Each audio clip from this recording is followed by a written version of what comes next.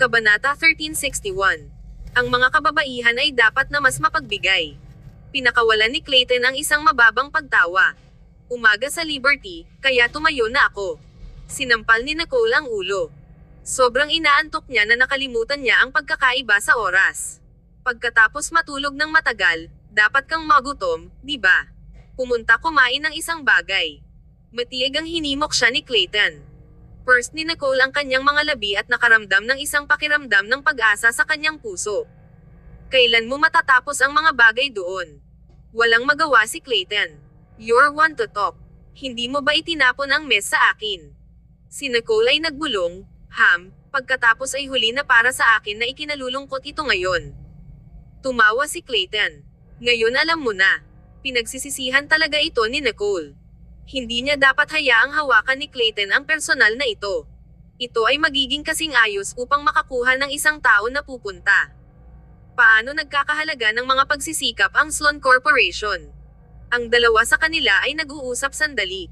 Gumamit si Tiger ng dalawang paws upang hilahin ang kanyang pintuan at tumalon sa tabi ng kanyang kamay. Umakyat ito, at ang buntot nito ay umikot sa paligid. Binaba ni Nicole ang tawag sa telepono matapos sabihin ang ilang mga salita, pagkatapos ay kinuha si Tiger at bumaba sa hagdan. Natutulog na ba si tatay? Umiling-iling si Tiger. Nasa ibaba siya na naghihintay na kumain ka ng hapunan. Nang marinig iyon ni Nicole, pinabilis niya ang bilis. Kapag bumaba siya, nakita niya ang parehong Floyd at Grant. Ang dalawang malubhang tao na nakaupo ng magkasama ay naging mas seryoso ang kapaligiran. Ibinaba ni Nicole si Tiger at lumakad. Ito ay tulad ng isang kapistahan. Kailangan kong kumain ng mas kaunti sa gabi. Gutom na gutom si Nicole, ngunit naramdaman niya na mas mahalaga ang kanyang figure. Pinahihit ni Floyd ang kanyang mga mata. Hindi kami nasa isang jeta at kailangang kumain. Si Grant at ako ay naghihintay sa iyo buong gabi, kagigising mo lang ngayon. Natigil ni Nicole ang kanyang dila, na nagpapahiwatig na siya ay walang magawa. Well, maaari mo akong gisingin. Binigyan siya ni Grant. Sa palagay mo magagawa namin. Nawala ang ngiti ni Nicole. Tinawagan nila siya, ngunit hindi siya nagising. Pinanood siya ni Ginoong Anderson na bumaba at masayang sinabi sa kanya na kumain. Hindi talaga mapigilan ni Nicole ang tukso ng pagkain at hindi sinasadya na kumain. Biglang nagsalita si Floyd. Ano ang nangyari sa Sloan Corporation sa huli? Binigyan mo ba si Clayton ng kamneni? Bawat hakbang na ginawa niya doon ay nasa loob ng kanilang plano, kaya alam nila ang lahat tungkol sa nangyari sa Liberty. First ni Nicole ang labi. Bueno, wala kaming labis na enerhiya at lakas ng tao upang makitungo sa Sloan Corporation. Ang kanilang mga ugat ay napakalalim, lalo na ang libu-libong mga empleyado sa loob. Kung pinilit nating makuha ito, kailangan nating mag-alis ng labis na pera at oras. Hindi ito sulit. Tumango si Floyd. Tama iyon. Hindi natin dapat ilagay ang lahat ng pagsisikap sa wala. Binigyan siya ni Grant ng isang hitsura, paano nila nakitungo si Quavon. Mayroon bang alinman sa kanyang mga tao na kapakipakinabang? Karamihan sila ay nag-aalala tungkol kay Quavon. Pagkatapos ng lahat, ang target ni Quavon ay si Nicole.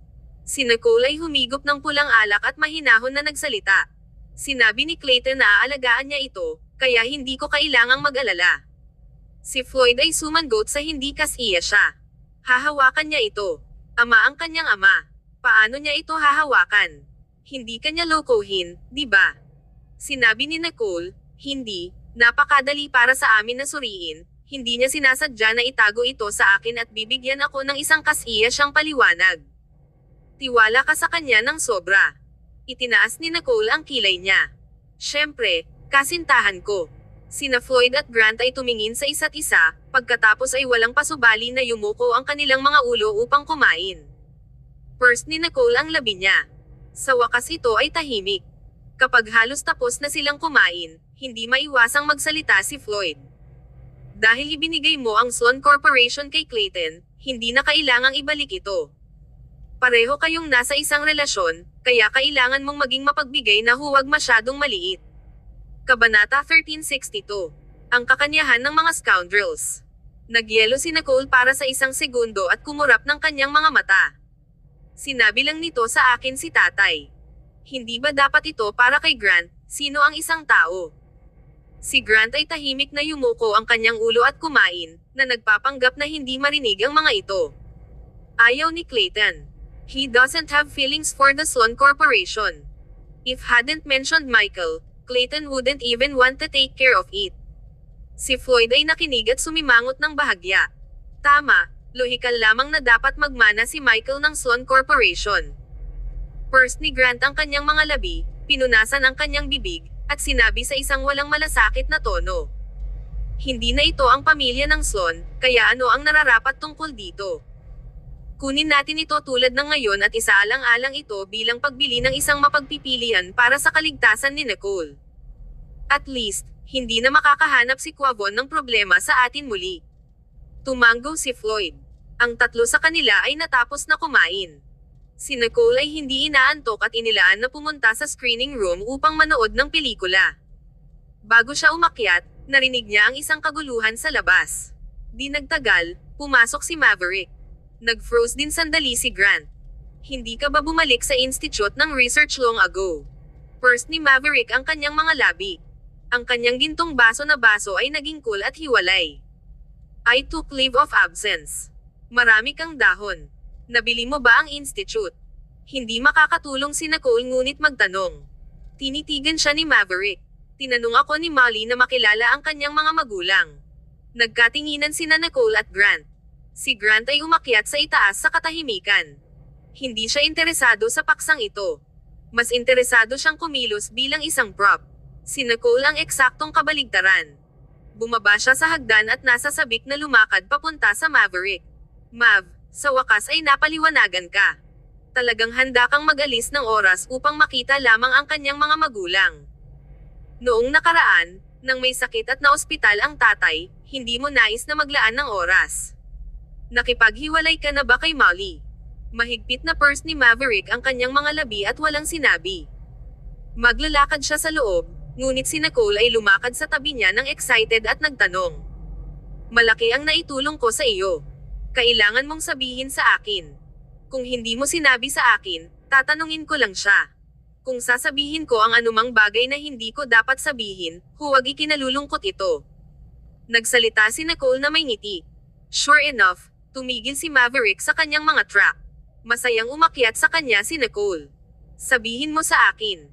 Napakawalang karanasan sa pakikipag-date, kaya makakatulong ako sa iyo ng mga ideya. Matapos sabihin iyon, tumawag si Nicole sa butler. Ginoong Anderson. Mangyaring magdala ng isang tasa ng kape para kay Mav. Okay. Bilang isang resulta, nagdala si Ginoong Anderson ng isang tasa ng gatas. Tumawa si Ginoong Anderson. Huli na ngayon, kaya walang kape. Hindi maganda para sa iyong kalusugan. Hindi nagsalita si Nicole. Sinabi ni Maverick, salamat. Kinuha niya ang mainit na gatas at ininom ang lahat sa isang lagok. Si Nicole ay yangki sa braso ni Maverick upang hindi siya umalis. Kailangan niyang gumawa ng pag-uusap kay Maverick. Walang magawa si Maverick at tiningnan siya. Para kang sikay at hinihigop ang lahat ng kanyang scoundrel's essence. Hindi nagsalita si Nicole. Ouch! Ano ang isang pahayag tungkol sa karakter ni Kai? Ito ay tumpak. Naglakad si Maverick sa itaas na may isang kamay sa kanyang bulsa. Talk tayo sa itaas. Masayang sinundan ni Nicole si Maverick sa itaas na palapag. Mav, anong nangyayari? Umupo si Maverick at nagsimulang maglaro gamit ang isang Rubik's Cube. Nang nagbalikan kami noon, ang kanyang mga magulang ay matatag na hindi sumasang-ayon para sa amin upang magkasama. Tumango si Nicole. Inaasahan. Karaniwan, pagdating sa mga ganitong bagay, ang pinalubhang partido ay maaaring madaling magpatawad at makalimutan, ngunit bilang mga magulang ng nasasakupang partido, hindi nila nais na ang kanilang mga anak ay magdusa ng kaunting karaingan. Siyempre, hindi sila sasang-ayon para sa kanila na magpatuloy sa pakikipag-date. Tumingin si Maverick kay Nicole na may mapurol na mga mata. Pagkatapos kong bumalik, patuloy niyang hinikayat ang kanyang mga magulang. Kaarawan ng kanyang ina, kaya sinasadya kong sumugod upang ipagdiwang kasama niya. Kabanata 1363. Ang kanyang mga magulang ay bumisita. Natigilan sandali si Nicole. Bakit hindi mo sinabi sa akin kanina? Para hiniling ko kay tatay na maghanda ng ilang mga regalo para sa iyo na sakupin. Umiling-iling si Maverick. Napakaraming tao. Halos lahat ng kanilang mga kamag-anak ay naroroon, kaya nagpunta lang ako upang batiin siya. Wrinkled ni Nicole ang kanyang mga browser at nag-isip sandali. Halos lahat ng mga ito. Ipinakilala mo ba ang iyong sarili noong nagpunta ka? Tumango si Maverick. Sinabi ni Molly na dapat lang akong maging matapat at ipakilala ang aking sarili, ngunit pagkatapos kong ipakilala ang aking sarili, ang kanyang ina ay mukhang napakasaya. Ito ay talagang kakaiba. Alam na ng kanyang ina ang tungkol sa akin, kaya bakit bigla siyang masaya? Siya ay nabigla sa pamamagitan nito at iniisip ito sa buong gabi.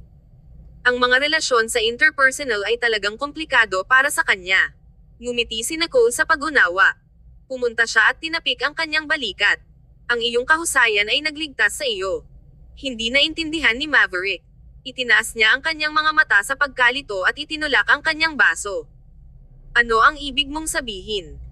Nagpunta ka upang ipakilala ang iyong sarili sa harap ng napakaraming mga kamag-anak, na kung saan ay karaniwang inihayag na ang kanyang hinaharap na manugang ay isang henyo. Paano pa rin siya magiging hindi maligaya? Tumawa si Nicole. Bueno, may mga paraan si Molly, kaya hindi mo na kailangang mag-alala tungkol dito. Si Maverick ay tila may ilang pag-unawa. Oh, walang kabuluhan. Ang mga sulok ng labi ni Nicole ay stiffened. Hindi mo dapat ilantad ito.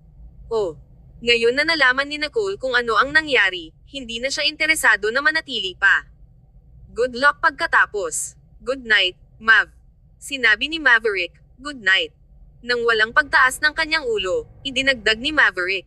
Ang pamilya ni Molly ay darating upang bumisita bukas. Ang kamay ni Nicole na nagbukas ng pinto ay nakapos. Bukas. Ma'am. Bakit hindi mo sinabi ng mas maaga? Tumingin si Nicole sa kanya sa pagkamangha. Si Maverick ay hindi pa rin nababalisa at kasing kalmado tulad ng dati. Ano ang isang oddball? Itinaas ni Maverick ang kanyang mga mata na malinaw at dalisay. Plano kong sabihin sa inyong lahat bukas. Dahil ngayong gabi ay hindi pa bukas. Sigurado siyang isang mahigpit na siyentipiko. Nag-joke si Nicole at nag-walk out nang hindi nagsasabi ng isang salita. Siya ay orihinal na hindi nais na mag-alaga, ngunit nakita niya na ang pintuan ng study ay nakabukas pa rin, at nasa loob si Floyd. Kumatok si Nicole sa pintuan at pumasok. Si Floyd ay nakikipag-chat sa kanyang matalik na kaibigan, pinag-uusapan ang kanyang hangarin na mangisda bukas. Nang makita niyang pumasok si Nicole, tumahimik siya. May mali. Tatay, sinabi lang sa akin ni Mav na ang mga magulang ni Molly ay darating upang bisitahin tayo dito bukas. Ilang sandali si Floyd at nagmadali na tumayo. Bukas. Tumango si Nicole. Bakit hindi niya sinabi kanina? Nanlaki ang mga mata ni Floyd habang sinampal niya ang mesa at tumayo. Sinasabi niya ang isang malaking bagay ngayon. Walang magawa si Nicole. Orihinal na pinlano niyang sabihin sa atin ang tungkol ito bukas. Kalimutan ito, mas mahusay na hayaan si Ginoong Anderson na magsimulang maghanda ng unang bagay sa umaga. Bumantong hininga si Floyd na walang imak na talagang walang magawa pagdating sa kanyang anak na may mataas na IQ ngunit zero na katalinuhan ng emosyonal. Gayunpaman, naisip ni Floyd kung gaano kahirap para kay Maverick na sa wakas ay makakuha ng kasintahan, kaya hindi madrag siya ng family. Okay, sabihin ko sa kanya. Dapat kang pumunta at magpahinga ngayon. Kahit na ano, hindi kita pinapayagan na lumabas bukas. Dapat kang manatili upang matulungan ang iyong pangalawa kapatid. Gumawa si Nicole ng isang okay na kilos. Huwag kang mag-alala, I won't fall behind. Tumango si Floyd. Ang iyong big brother din. Kunin ang iyong malaking kapatid at sister-in-law na bumalik. Kalimutan ang tungkol kay Kai. Maglikha lamang siya ng mas maraming problema kung bumalik siya. Tahimik na naglakad palayo si Nicole at iniwan si Floyd upang makapagtrabaho ang lahat. Narinig ni Floyd ang ilang hellos galing sa telepono bago niya napagtanto na hindi siya nag-hang up. Kinuha niya ito ng isang ngiti sa kanyang mukha. Hindi ako makakapunta sa dagat bukas. Darating ang aking mga in-law. Oo, ang aking pangalawang anak na lalaki. Well, wala akong pagpipilian. Marami akong mga anak. Sa pamamagitan ng paraan, ang iyong anak na lalaki ay nagustuhan na makipag-ugnay sa mga batang babae mula noong siya ay bata pa. Paano hindi pa siya kasal? Kabanata 1364. Walang laman. Maaga ng umaga. Natulog pa rin si Nicole. Sinimulan ni Tigger na bumulusok at mag-bounce sa paligid. Mama, oras na upang bumangon. Iniwan ni Nicole ang nakakainis na maliit na tigre. Patuloy na tumawag si Tigger sa kanya, at sa wakas ay sumigaw hanggang sa mawala ang kanyang pagtulog. Si Ginoong Anderson came up, tumayo sa labas ng pintuan, at kumatok sa pintuan ng marahan. Miss, gising ka na ba? Pagdinig walang kumikilos, si Ginoong Anderson ay patuloy na kumatok sa pintuan. Miss, sinabi ni Chairman na dapat kang bumaba ng mas maaga upang hindi ka makita ng mga panauhin mamaya. Mag-iiwan ito ng isang masamang impresyon. Humihikbi si Nicole ng lubusan at nagbuntong hininga. Got it. Nang marinig ni Ginoong Anderson ang tugon, nagbuntong hininga siya at bumaba. Nang unti-unting nagising si Nicole, naalala niya na ang mga magulang ni Molly ay darating ngayon. Si Floyd ay dapat na sineseryoso ito. Agad na nagpunta si Nicole sa freshen, pagkatapos ay pumunta sa dressing room upang pumili ng isang mas casual at disenteng sangkap na hindi masyadong kapansin-pansin. Ito ay magaan na beige, na naging patas at mas banayad. Nang bumaba siya, si Floyd ay nagtatapon ng isang tantrum. Bakit nagpunta si Grant sa opisina kapag mayroon tayong isang malaking kaganapan sa bahay? Wala ba siyang pinahahalagahan maliban sa kumpanya? Si Ginoong Anderson ay nagsalita ng may ngiti sa gilid. Ang panganay na batang master ay umalis ng maaga sa umaga. Bago siya umalis, sinabi niya na babalik siya sa sandaling tapos na siya sa pag-aayos ng ilang mga bagay. Emph. Nang bumaba si Nicole sa hagdan, nakita niya na abala ang mga tagapaglingkod. Mayroong kahit ilang mga bagong kasangkapan. Ang mga anti-gang florera ay pinalitan ng masarap na sining na naging napakakultura ng isang tao. Nasaan ang naunang florera na nagkakahalaga ng 10 milyong dolyar na itinapon? Tumayo roon si Nicole ng ilang minuto at tiningnan si Floyd ng walang pagsasalita. Ito ba ay talagang kinakailangan? Bakit hindi lamang natin baguhin ang isang lugar, bibili ako ng isang bahay na pinalamutian ng simple sa isang estilo ng panitikan? Sinulyapan siya ni Floyd. Ano ang alam mo? Hindi tulad ni Molly ay hindi pa narito. Huli na para sa atin na baguhin ang isang lugar sa huling minuto, kaya maaari lamang nating gawin ito sa una. Ngunit ano ang tungkol sa florera na inilagay dito? Ginugol ni Grant ang 10 milyong dolyar upang magbid para dito mula sa isang auction sa ibang bansa. Kumusta naman ang cooler ng alak at iba pang mga dekorasayon? Nawala na ba silang lahat? Sumimangot si Nicole at tumingin sa paligid. Iba ang lahat. Tumahimik si Floyd. Ang pamilya ni Molly ay isang pamilyang intelektual, kaya syempre, hindi nila pinahahalagahan ang pera. Hindi tayo maaaring maging labis na labis. Kung hindi, iisipin nila na ipinapakita natin ang ating kayamanan. Ang iyong kapatid ay isang intelektual din, kaya kailangan nating subukang maging kasama nila.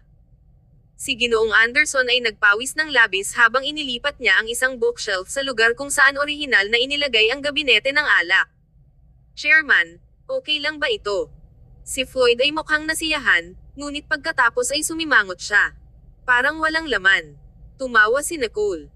Walang mga libro sa bookshelf, kaya syempre, walang laman. Biglang natanto ito ni Floyd at agad na tumingin kay Ginoong Anderson. Mabilis, kumuha ng isang tao upang makuha ang mga libro sa study at ilagay ito dito. Nang hindi nagsabi ng isang salita, kumuha si Ginoong Anderson ng isang tao sa itaas. Si Nicole ay walang pasalita na nagpunta sa kusina. Nagising siya at nakaramdam ng kaunting gutom. Bilang isang resulta, wala sa kusina. Nasaan ang agahan? Hindi sinabi ni Floyd nang hindi siya nakatayo sa mga hakbang na may isang naguutos na aura habang inatasan niya ang mga lingkod sa paligid upang ilipat ang mga kasangkapan. Huwag kang kumain muna. Uminom ka lang ng gatas kung nagugutom ka. Paano sila magkakaroon ng oras upang magluto? Hindi nagsalita si Nicole. Habang nakikipag-usap si Floyd, ang tunog ng isang makina ng kotse ay nagmula sa labas.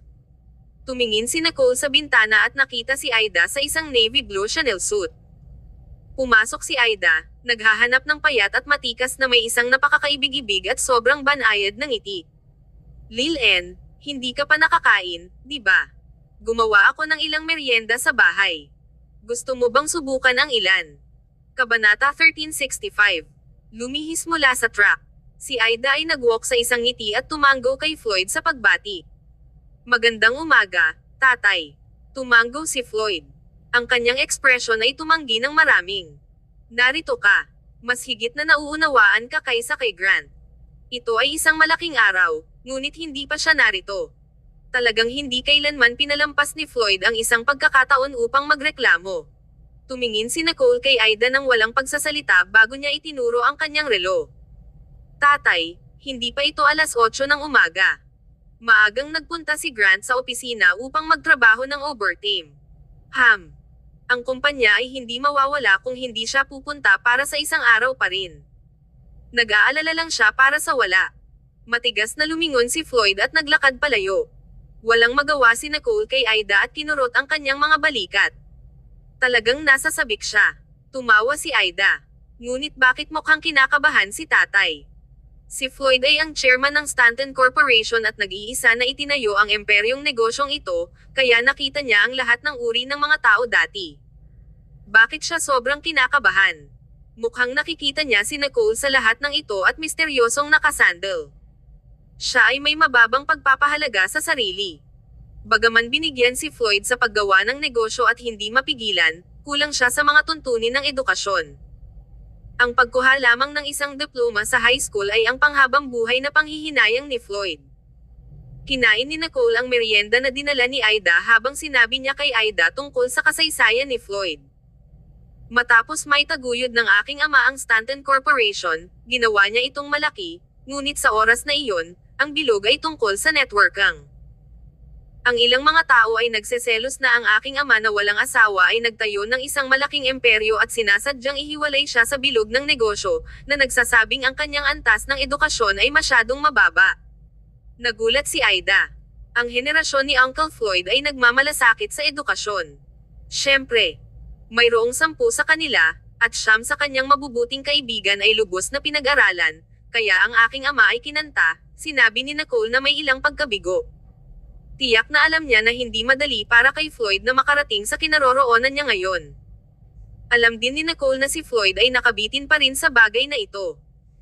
Kung hindi man, hindi maipadala ni Floyd ang kanyang mga anak sa ibang bansa para sa mas mataas na edukasyon.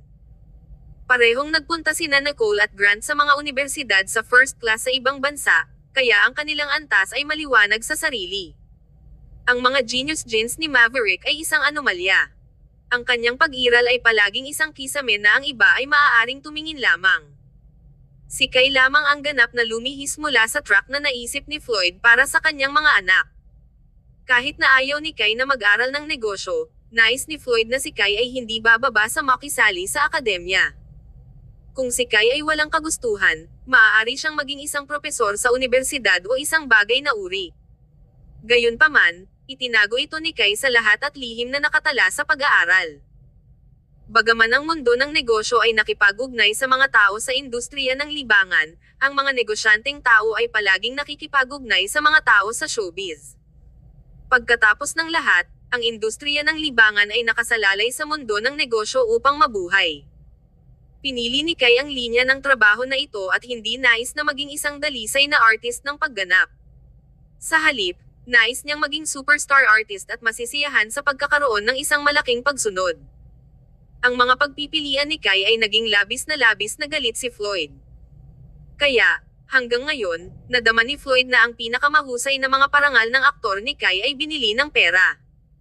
Nakinig si Aida kay Nicole na pinag-uusapan ang nakaraan at mukhang interesado. Bumantong hininga siya at nakaramdam ng emosyonal. Ang iyong malaking kapatid ay hindi kailanman sinabi sa akin tungkol dito. Nabanggit niya lang na tinatrato ng tatay kayong lahat. Mahigpit sa kanya si tatay at partikular na sinisira ka. Sinabi rin ni Grant na tahimik si Mav, at si Kay ay malikot, ngunit napakasaya ng lahat. Tumawa si Nicole. Ang mga sulok ng kanyang mga labi ay curled. Palaging nakikita ni Grant ang mga bagay ng simple.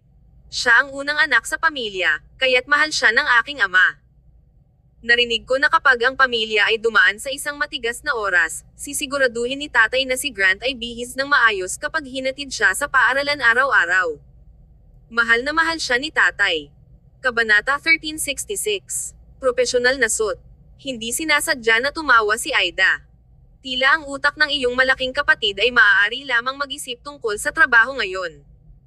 Ang pangungusap na ito ay sinasadya na naririnig ni Floyd. Tumugon si Floyd ng may matinding pag-aproba. Tama iyon. Kahit na sinabi mo. Talagang dim-witted na panatilihin pa rin ito. Tumawa si Aida. Tatay, halika at magkaroon ng ilang merienda. Ang mga magulang ni Molly ay darating lamang sa maya-maya. Bagaman patuloy na sinabi ni Floyd na hindi siya nagugutom, ang kanyang katawan ay matapat. Umupo siya ng walang pasubali at kinuha ang isang piraso ng pastry upang suriin ito. Napakaganda nito. Sigurado ka bang makakain ito? Sinubukan ni Floyd na kumuha ng kagat. Hindi siya maaaring kumuha ng mga pagkaing may asukal, ngunit hindi niya ito matutulungan. Kumagat siya. Ang pastry ay malambot at mabango. Ito ay hindi masyadong matamis at simpleng masarap. Tumanggo si Floyd at nilamon ito sa dalawang kagat. Nakita niya si Nicole na nakatitig sa kanya ng dumbfoundedly mula sa buong mesa at tinitigan ang kanyang pagsasalita. Pagkatapos ay itinuro ni Floyd ang merienda sa mesa. Dapat mong malaman. Si Nicole ay tumingin sa kanya ng walang kasalanan. Bakit ako kinaladkad dito? Tumawa si Aida at agad na tinulungan si Nicole. Mabuti din iyon. Kapag natutunan ni Lil-En na gawin ito para sa kanyang kasintahan, tiyak na magiging masaya siya. Si Floyd ay nanigas sa isang segundo at nag-clear ang kanyang lalamunan. Kalimutan mo ito. Hindi mo na kailangang malaman kung hindi mo nais. Tumutok lamang sa paggawa ng pera. Dapat pa ring magkaroon ng mas maraming pera ang mga batang babae. Matapos sabihin iyon, hindi lumingon si Floyd at nagpatuloy na turuan ang mga lingkod na linisin ang bahay. Sinulyapan ni Aida si Nicole at Commandant. Agad na naintindihan ni Nicole. Hindi niya inaasahan na napakabilis ni Aida. Ang dalawang kababaihan ay tumingin sa isa't isa na may ngiti at patuloy na kumain. Pagkaraan ng ilang sandali, bumalik si Grant sa Stanton Mansion kasama si Maverick. Tumingin sandali si Grant kay Aida at binuksan ang kanyang mga braso. Pagkatapos ay nagpunta si Aida at niyakap siya. Ang dalawa sa kanila ay nagpapakita ng kanilang pagmamahal tulad ng walang negosyo. Walang magawa si Nicole na lumayo at ayaw na makita ang gayong, PDA, public display of affection. Walang ekspresyon si Maverick. Naglakad siya papunta sa tabi ni Nicole, kinuha ang huling piraso ng pastry, at kinain ito ng walang pasubali. Sinabi ni Nicole, Mav, hindi ka pumunta at kinuha si Molly at ang kanyang mga magulang. Umiling-iling si Maverick. Sinabi niya na hindi. Maraming beses na siyang naririto, kaya mahahanap niya ang kanyang paraan dito. Tumanggo si Nicole at Samandal. Kaya, kinakabahan ka ba? Excited. Naganhawa si Maverick at naisip ito ng ilang segundo bago siya tumanggo ng may kahirapan. Ma'am. Kinakabahan at nasa sabik. Tumawa si Nicole at naisip, anong kasinungalingan? Matapos ang mga lingkod sa paglilinis ng bahay, nagsimula silang pumunta sa kusina upang maghanda ng merienda at prutas. Halos oras na para dumating si Molly at ang kanyang mga magulang. Si Floyd ay nakaupo sa mga pin at karayom. Umakyat pa siya upang magbago sa isang formal na suit upang magmukhang mas marangal. Sina Grant at Maverick ay napilitang magpalat sa isang suit. Ang tatlong lalaki na nagbihis ng ganito sa bahay ay mukhang hindi komportable, ngunit ginawa ito ni Floyd. Matapos ilagay ni Grant ang isang suit, ang kanyang 1.9 metro ang taas na katawan ay nagpapalabas ng isang malakas na aura na naging malamig at malungkot, tulad ng galit siya nang hindi siya nagsasalita. Si Maverick ay sa halips belt at mukhang handa siyang pumunta sa entablado upang makatanggap ng isang parangal. Naupo sina Nicole at Aida doon at nakaramdam ng sobrang awkward. Tinanong ni Aida, Tatay, kailangan mo ba kaming umakyat at magpalat sa isang profesional na suit? Naglagay din si Aida ng maraming damit dito. Tumingin si Floyd kay Aida, pagkatapos ay sa Nicole. He wrinkled ang kilay niya at sa wakas ay umiling-iling. Kalimutan mo na. Kayong mga batang babae ay manatili ka lang tulad mo. Tahimik na nagbuntong hininga si Aida sa kaluwagan at naisip, hanggat nasiyahan ka. Kabanata 1367. Ang pangwakas na layunin. Hindi nagtagal, ang butler na natanggap na tawag mula sa labas na nagsasabing may papasok sa estate. Ang pagpasok ng kapitbahayan ay ilang kilometro ang layo mula sa mansyon ng Stanton, kaya mukhang nakarating na sila. Hindi nagtagal matapos ang tawag, isang kotse ang dahan-daang huminto sa patio sa labas ng mga pintuan sa harap. Tumayo si Floyd sa labas kasama ang ilan sa kanila. Ang araw ay mainit-init at maganda habang ito ay lumiwanag sa kanila. Nagpunta ang butler upang buksan ang pintuan ng kotse. Isang lalaki at isang babae ang lumabas mula sa likurang upuan, at bumaba si Molly mula sa gilid ng pasahero. Parehong mukhang nakikilala ang lalaki at babae. Ang gitnang aged na tao ay matikas at gwapo. Tumingin siya ng bookish at may ilang pagkakapareho kay Molly. Ang babae ay mukhang maayos, marangal, at matikas. Gayunpaman, mukhang kinakabahan siya habang siya ay sumulyap sa marangyang mansyon ng Stanton. Di nagtagal, itinago ng babae ang sorpresa sa kanyang mga mata. Ngumiti si Molly at sinulyapan ang mga taong nakatayo doon na may kaunting sorpresa. Pagkatapos ay kinuha niya ang braso ng kanyang ina at ama at lumakad. "Hello, Uncle Floyd. Ang dalawang ito ang aking ina at tatay." Lahat ay ipinakilala sa madaling sabi. Lalo na seryoso si Floyd. Siya ay pala kaibigan at pinigilan habang inanyayahan niya ang lahat. Sinulyapan ni Ginoong Stewart ang likuran ni Grant na kakaiba at kinakabahan na pinunasan ang kanyang pawis.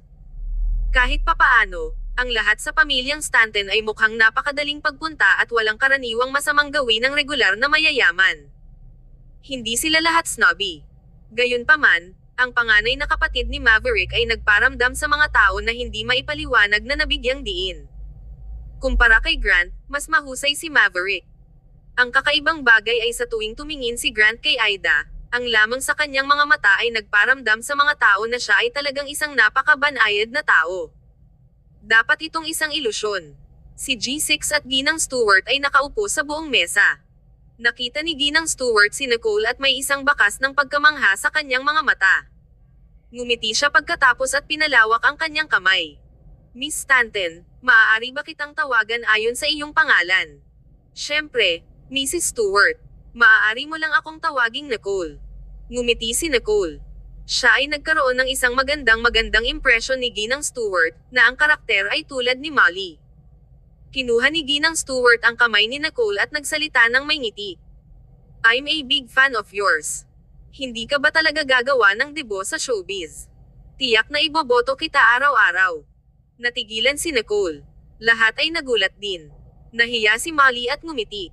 Masigasig ang aking ina sa panunood sa mga palabas sa TV. Sa palagay niya ay maaaring talunin ng mukha ni Nicole ang lahat ng mga kamay ng mga aktres na iyon. Ang orihinal na pinigilan na mukha ni Floyd ay agad na nagkaroon ng isang mapagmataas na ngiti. Hindi, ang batang ito ay random na lumaki ng ganyan." Ngumiti si Nicole. "Salamat sa iyong pagmamahal, Ginang Stewart, ngunit ang pinakahuling panaginip ko ay ang maging pinakamayamang tao sa mundo." Tiningnan ni Ginang Stewart si Nicole na pinahahalagahan. Kahit na ang bulgar na panaginip ni Nicole ay nadama na napakamarangal at mahusay. Ang pangarap na ito ay mabuti. Ang iyong pangarap ay tiyak na magkatotoo. Tumawa rin si Ginoong Stewart at tinapik ng walang magawa ang kanyang asawa. "Huwag kalimutan ang layunin ng ating pagbisita. Nakatuon sila sa maling tao." Nagyelo si Ginang Stewart, pagkatapos ay tumingin kay Maverick at ngumiti. Sa katunayan, nasiyahan kami sa Maverick. Napakahusay ni Maverick, at nagustuhan siya ni Molly, ngunit pagkatapos ng lahat, ang mga Stantons ay isang mayayamang pamilya, kaya hindi ka maaaring mag-asawa ng basta-basta. Sa katunayan, palagi akong nagsusulong sa pag-aasawa sa loob ng katayuan sa lipunan. Bago matapos ni Ginang Stewart ang kanyang pangungusap, sabik si Floyd na nag-ambala sa kanya. "Madam-in-law, walang ganoong bagay. Hindi kami isang mayaman na pamilya. Hanggat mahal nila ang bawat isa at maaaring alagaan ang bawat isa, hindi ito isang problema." Madam-in-law. Natigilan ng mga salita ni Floyd sina Ginoong at Ginang Stewart. Kabanata 1368. Madam-in-law. Ngumiti si Ginoong Stewart, "Chairman Stanton, hindi ko inaasahan na ikaw ay maliwanagan." Inalis ni Floyd ang kanyang kamay. "Kung umakyat tayo ng 3 henerasyon, na ang pamilya ay hindi isang mahirap na magsasaka. Nagmula rin ako sa isang background sa pagsasaka, kaya wala akong pakialam dito. Paano ito tungkol dito? Pag-usapan natin ang mga regalo sa pangkasal na ihahanda ng ating panig." Ang paksa ni Floyd ay tumalon ng medyo mabilis na ang mga magulang ni Molly ay hindi makahuli. Bibigyan namin si Molly ng $66 million cash, isang 300 square meter villa sa Lawa bilang kanilang bagong kasal na bahay, isang 100 square meter maliit na apartment sa lungsod para kay Molly upang madali itong puntahan at mula sa trabaho. O tama, mayroong alahas din. Plano ni Floyd na magpatuloy sa pakikipag-usap nang sa wakas ay hindi maiwasan ni Ginoong Stewart hanggang sa ilang beses hanggang sa mapula ang kanyang mukha. Chairman Stanton, hindi ba masyadong maaga upang pag-usapan ito? Hindi masyadong maaga. Ang mas maraming mga bagay na ibinibigay namin, mas kumakatawan ito kung gaano natin pinahahalagahan si Molly. Gustong-gusto ng aming buong pamilya si Molly. Ngumiti si Floyd at tumingin kay Molly. Medyo napahiya si Molly at ibinaba ang kanyang ulo. Ngumiti si Ginoong at Ginang Stewart. Medyo kinakabahan sila at kahit na medyo nag-iingat bago sila dumating. Pagkatapos ng lahat, hindi sila nagmamadali upang pakasalan si Molly. Kung ang pamilyang Stanton ay nagpakita kahit na kaunting pagmamataas, aalis sila kaagad. Gayunpaman, ang sigasig ng pamilyang Stanton ay lumampas sa kanilang imahinasyon. Si Maverick ay napakahusay din. Si Molly at Maverick ay nasa parehong larangan, ngunit mas mahusay siya kaysa kay Molly. Narinig ko na si Maverick ay makakakuha ng maraming mga parangal sa internasyonal bawat taon. Ang ilang mga siyentipiko ay nagpupumilit sa buong buhay nila at hindi maabot ang antas ni Maverick. Ang gayong isang mahusay na bata na nagugustuhan si Molly ay talagang basbas. Ang pagdinig ni Floyd ay parang kanya na pinupuri para kay Molly. Nadama ni Ginoong Stewart na napahiya at naisip na dapat niyang ibalik ang pabor, kaya totoo siyang pinuri ni Maverick. Ngumiti si Floyd. Ito ay kapalaran na maaari silang magkita sa bawat isa. Sa aming pagpapala, maaari silang mabuhay ng maligaya kailanman.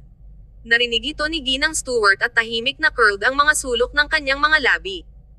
Ang ngiti sa kanyang mukha ay hindi na may tatago. Hindi talaga niya inaasahan na ang pagbisita na ito ay magiging nakakagulat. Si Nicole ay banayad at mabait, hindi sa lahat ng Ice Queen na inilalarawan siya tulad ng sa balita, ngunit katulad ng isang magandang uri ng batang babae sa susunod na pintuan. Umupo si Maverick doon at bahagyang na-smile. Hindi siya nakagambala o nagmamadali upang ipakita ang kanyang lakas. Kalmado siya at marangal.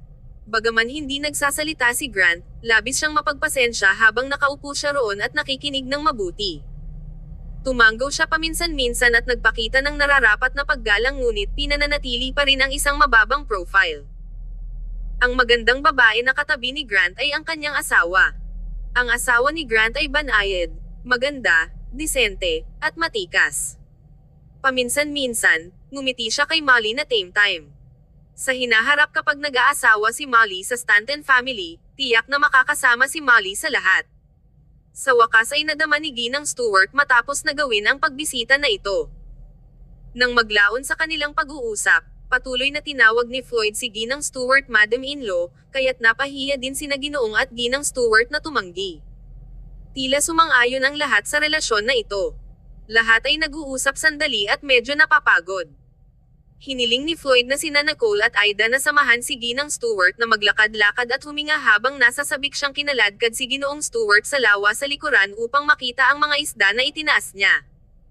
Nagpunta sina Molly at Maverick sa silid ni Maverick dahil kailangan ni Maverick na iwasto ang mga pagkakamali sa pananaliksik ni Molly. Kabanata 1369. Gumising ng tumatawa mula sa isang panaginip. Naglibot si Nicole sa paghawak ng braso ni Ginang Stewart. At tumigil nang makita niya na si Ginang Stewart na interesado sa hardin ng bulaklak. May isang swing sa gitna, at may mga hardin at upuan. Nakaupo doon, maaaring maamoy ng isa ang mga bulaklak, na kung saan ay simpleng kaaya-aya. Naupo si Ginang Stewart doon at sabik na subukan ito. Ngumiti si Ida sa isang tabi. Ginang Stewart, subukang umupo sa swing. Napaka-komportable. Hindi nag-atubiling si Ginang Stewart at agad na naupo ito. Hindi pa niya ito nakaka-relax na para sa mahabang panahon. Nagkatinginan sina Nicole at Ida at umupo sa upuan na hindi kalayuan. Si Ginoong Anderson ay may magandang pakiramdam na magdala ng ilang tsaa ng bulaklak. Miss, Ang bulaklak ng tiyan ng taong ito ay ginawa mula sa mga bulaklak sa aming sariling bakuran. Gusto mo bang subukan ito? Si Ginoong Anderson ay palaging idol at nanirahan dito ng mga dekada, kaya tinatrato niya ang lugar na ito bilang kanyang tahanan. Ngumiti si Nicole. Oo, subukan natin ito ng magkasama. Maingat niyang ibinuhos ang tsaa para sa kanila at binigyan ang isang tasa kay Ginang Stewart, isa pang tasa para kay Aida, at isang tasa para sa kanyang sarili. Ngumiti si Aida at kinuha ito. Kumuha siya ng isang maliit na paghigop at tumango. Ito ay talagang sariwa at mayaman, na may isang matamis na aftertaste. Si Ginoong Anderson ay buong pagmamalaki. Ginawa ko ito sa aking sarili, kaya wala itong mga additives o artificial na lasa. Napakasaya nito. Tumango si Nicole. Ang mga bulaklak na ito ay lahat ng nakakain na mga uri ng bread sa ibang bansa. Maaari rin silang kainin ng sariwa. Si Ginoong Anderson ay gumawa ng tsaa ng bulaklak bawat taon. Mrs. Stewart, Aida, pareho kayong dapat kumuha ulit. Ngumiti si Ginang Stewart. Oo naman. Tumango rin si Aida. Agad na sumagot ang butler at bumalik upang maghanda. Bumaba si Ginang Stewart mula sa swing at sinuri ang paligid na may malaking interes. Ito ay tulad ng isang Katanji tanging hardin. Dapat na itinayo ito ng iyong ama para sa iyo, di ba? Kung hindi man, hindi maisip ni Ginang Stewart na itinayo ni Floyd ang hardin na ito para sa kanyang iba pang 3 anak na lalaki. Tumahimik si Nicole. Ibinaba niya ang kanyang mga mata at kinurot ang kanyang mga labi sa isang ngiti. Hindi, para sa aking yumaong ina. Mahal niya ang mga bulaklak at halaman na ito. Nagbago ang mukha ni Ginang Stewart. Agad niyang slapped her lips with remorse. Pasensya na, hindi ko sinasadya. Okay lang. Hindi ito isang bagay na hindi maaaring brought up. Mainit na ngumiti si Nicole. Siya ay may magandang pakiramdam tungkol kay Ginang Stewart. Bagaman maraming mga matatanda ang napanood si Nicole na lumaki, ang mga mataas na society na matatanda na kababaihan ay binabalaan at mag-isip sa kanya, walang nagparamdam sa kanya na napaka-intimate at kalmado. Ang paraan ng ngumiti si Mrs. Stewart ay napakamapagmahal at mabait, nang walang anumang agresibo. Si Nicole ay may impresyon na ang kanyang ina ay magiging ganyan. Gayunpaman, hindi pa nakilala ni Nicole ang kanyang ina. Kinuha ni Ginang Stewart ang kamay ni Nicole at tiningnan siya ng may sakit ng puso. Napakagandang batang babae mo. Kung alam ng iyong ina na mayroon siyang napakagandang anak na babae, madya'y gising siyang tumatawa sa kanyang mga pangarap. Biglang nakaramdam ng kaunting sakit ang mga mata ni Nicole. Marami siyang pagsisikap na pinipigilan ang mga luha na nais na bumagsak sa kanyang mga mata. Nakita ni Aida ang hitsura ni Nicole at alam na sa tuwing nabanggit ang kanilang yumaong ina sa pamilyang Stanton, lahat ay malulungkot. Madaling ngumiti si Aida at nagsalita. Oo, sigurado iyon. Gaano kaganda ang ina na maibibigay ang mga nakamamanghang bata. Ginang Stewart, hindi mo pa nakilala ang aming ikatlong kapatid na si Kai ang superstar.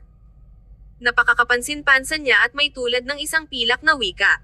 Ang mga kapatid ng Stanton ay nakatayo lamang doon ay sapat upang maakit ang pansin ng lahat. Tumango si Ginang Stewart na may malaking pag-aproba.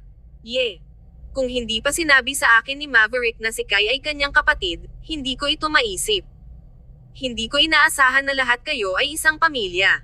Ang mga genes na ito ay talagang kamangha-manghang.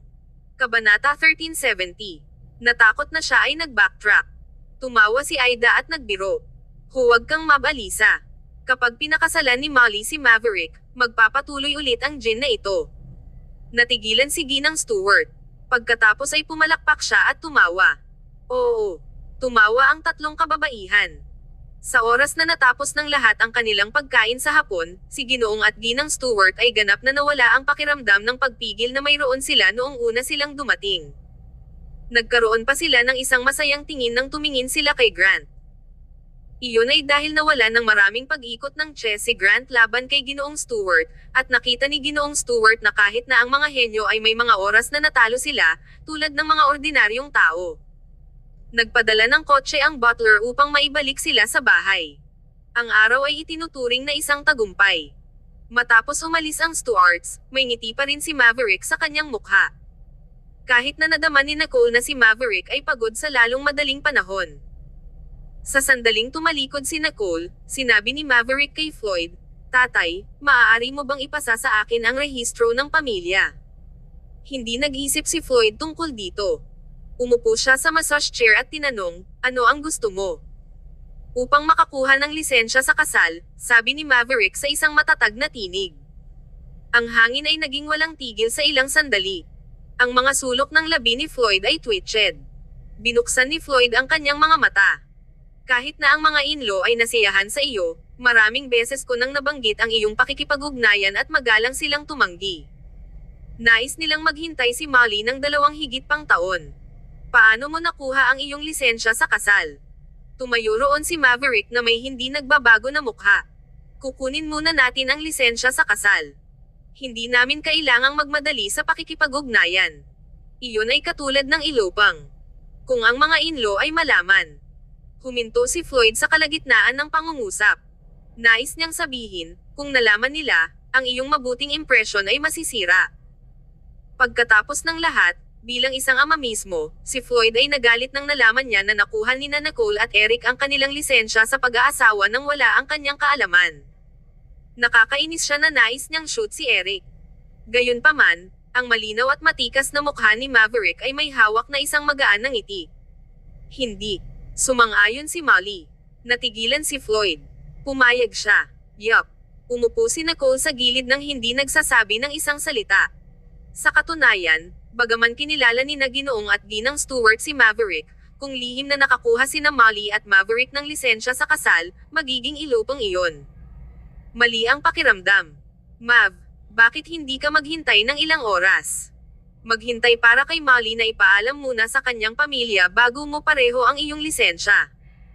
Ngayon, nakilala mo lang ang kanyang mga magulang at nais mong makuha ang iyong lisensya sa kasal sa lalong madaling panahon. Hindi ba masyadong nagmamadali?" Hindi maiwasang magsalita si Nicole. Maverick pursed ang kanyang mga labi. Madilim ang kanyang mga mata at sumasalamin sa isang malamig na ilaw. "Hindi, natatakot ako na mag-backtrack siya. Kaya, mas mahusay na makuha ang kanilang lisensya sa kasal ng mas maaga. Sa lisensya na iyon, si Maverick ay maaaring magkaroon ng isang seguridad. Kung hindi man, kapag siya ay abala sa paggawa ng mga eksperimento sa Institute ng Pananaliksik, lagi siyang mag-aalala tungkol sa kung ibabato siya ni Molly."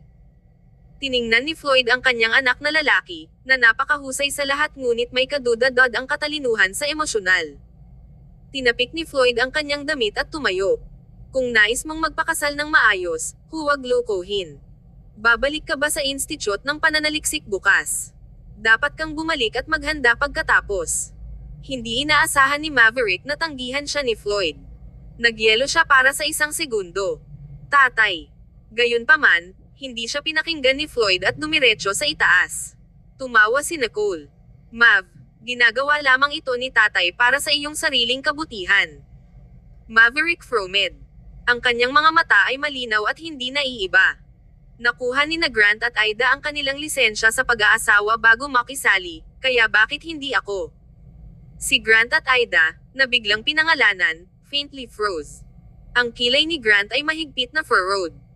Ang kanyang mukha ay malabo, at mukhang gusto niyang turuan si Maverick ng isang aralin. "Bakit pinaghahambing kami ni Mav? Paano maihahambing ang kanyang sitwasyon sa akin?" Pag-iisip ni Grant. Pinipilit ni Ida ang kamay ni Grant, na pinapagana ang galit ni Grant sa kalahati. Malumanay siyang tumingin kay Maverick. Ang mga sulok ng kanyang mga labi ay may hawak na isang mainit na ngiti. "Mav, ang dahilan kung bakit nakuha namin ang aming lisensya sa pag-aasawa bago kami makisali ay wala kaming anumang mga hadlang maliban sa bawat isa. Wala na akong mga magulang o ibang kamag-anak at mayroon lamang akong kapatid, kaya maaari kong gawin ang responsibilidad na ito sa aking sarili." Kabanata 1371. Mas maraming oras kaysa sa iba pa. Matapos marinig ito ni Maverick, tila napansin niya na may sinabi siyang mali, kaya't sinulyapan niya si Grant na may labis na panghihinayang. Sa pamamagitan lamang ng isang sulyap, ang madilim na titig ni Grant ay naayos sa kanya. Ito ang unang pagkakataon. Iyon ay dahil ang mga salita ni Maverick ay nagpapaalala kay Ida ng isang hindi kasiya siyang nakaraan. Agad na purse ni Maverick ang kanyang mga labi at tiningnan si Aida na may isang komplikadong titig sa loob ng ilang segundo. Hindi niya ito sinasadya. Wala itong pakialam kay Aida. Ngumiti siya at patuloy na nagpapaliwanag. Pinahahalagahan ng pamilya ni Molly ang iyong relasyon, kaya tiyak na kukunin nila ito. Kung lihim mong makuha ang iyong lisensya sa pag-aasawa, kapag nalaman nila, ang kanilang magandang impresyon sa iyo ay mababawasan. Kung gayon, ilalagay din nito si Molly sa isang mahirap na posisyon. Ang mga salita ni Aida, si Maverick ay hindi maiwasang maisip. Mali talaga yan.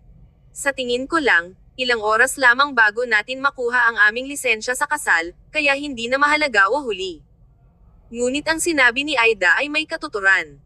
Mukhang masisira nito ang malaking larawan. Matapos ang ilang segundo ng pag-aalangan, tumango si Maverick. Sige na. Maghihintay ako sandali. Salamat, sis. Tinawag ni Maverick si Aida, sis, na walang paggalang. Umikot si Aida. Malugod ka. First ni Maverick ang kanyang mga labi.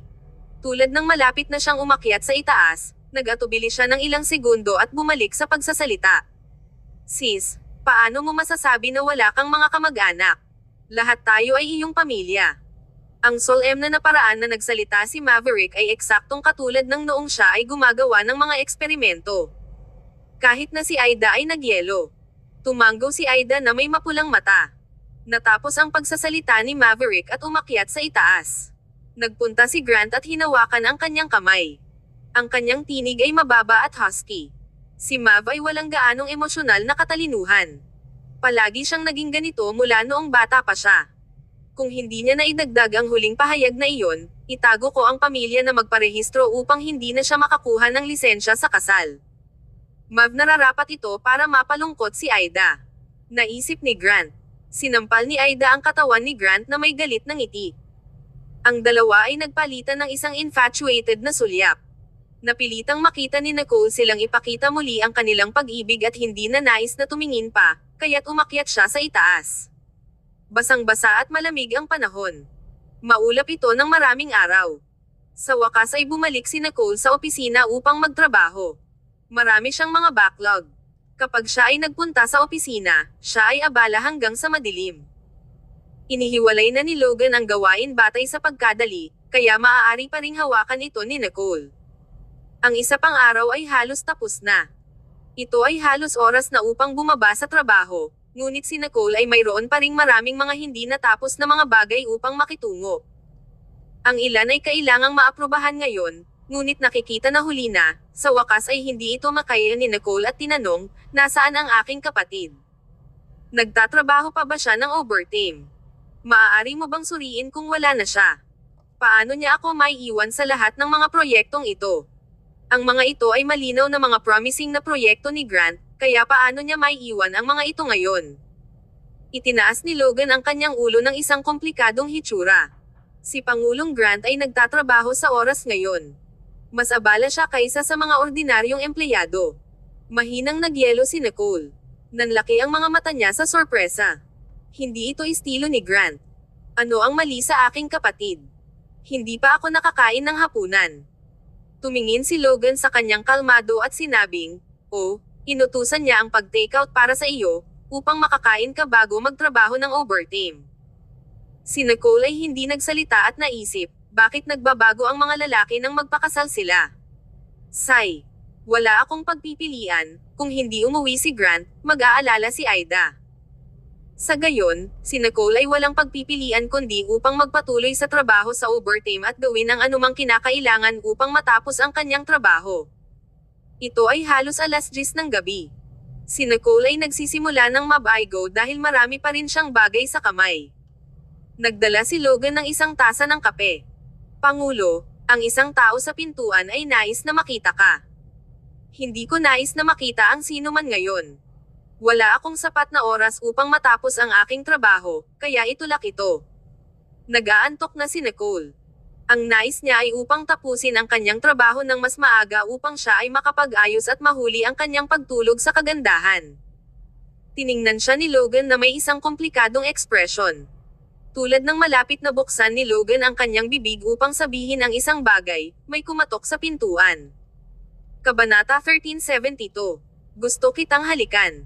Naiinis talaga si Nicole at nais malaman kung sino ang siksik na humingi ng pulong sa huli sa gabi.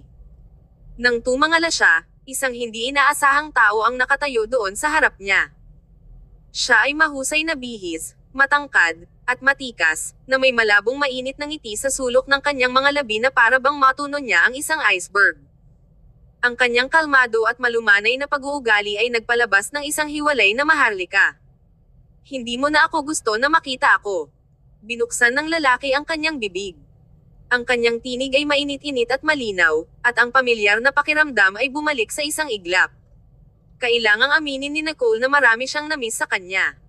Sa mga araw na ito, nakipag-ugnay lamang sila sa telepono, ngunit pareho silang abala, kaya sinabi lamang nila ang ilang mga salita bago sila mag-hang up sa bawat oras. Dahil sa pagkakaiba sa oras, may matulog din mula sa pagkapagod paminsan-minsan kapag nag-uusap sila. Parang hindi nila nakita ang bawat isa sa isang siglo. Bagaman karaniwang sinabi nila ng kaunti at pinigilan ang kanilang pagnanasa sa bawat isa, hindi nila maiwasang makaramdam ng mas malapit. Gayunpaman, wala sa kanila ang nagsagawa ng inisyatibo upang banggitin ang abala ng isang mahabang relasyon sa distansya. Ang mga mata ni Nicole ay naging pula. First ni Logan ang kanyang mga labi sa gilid. Nag-clear siya ang kanyang lalamunan at maingat na tinignan si Nicole. Pangulo, gusto mo ba siyang makita? Tinanong niya kung alam na niya ang sagot. Nais ni Logan na manginis kay Nicole, ngunit hindi siya nang ahas na lumayo.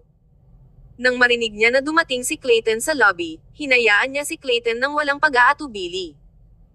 Ito ay lamang na nang dumating si Logan upang magtanong, nangyari si Clayton sa pag-uusap ng kanilang pag-uusap na nagresulta sa hindi magandang sitwasyon. Inilunsad ni Nicole ang kanyang mga mata. Well, narito na siya, kaya paano natin siya masipa? Ang boses niya ay malabo at mababa. Pagkatapos ng lahat, si Ginoong Sloan ay isang mahalagang kasosyo ng kumpanya. Tumawa si Logan.